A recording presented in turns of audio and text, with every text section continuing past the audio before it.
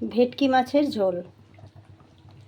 কড়াইতে তেল গরম করে পেঁয়াজ, রসুন, আদা, টমেটো, কাঁচা লঙ্কা পেস্ট ওর মধ্যে ভালো করে কষিয়ে নিয়ে ওর মধ্যে নুন, হলুদ, লঙ্কার গুঁড়ো, জিরে গুঁড়ো, ধনে গুঁড়ো, একটু আলুর দম মশলা আর একটু কাশ্মীরি মির্চ আর গরম মশলা দিয়ে ভালো করে কষিয়ে নিয়ে জল দিয়েছি। আমরা আগের থেকে সেদ্ধ করা আলু দিয়েছি একটু। ঝোলটা ফুটে উঠেছে 5 মিনিট মতো। এবার এই মাছটা দিয়ে দিলাম এর মধ্যে।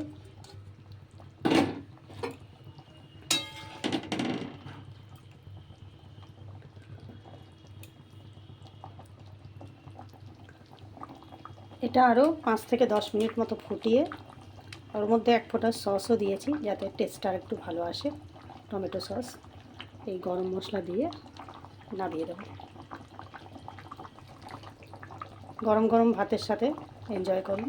Thank you so much for watching.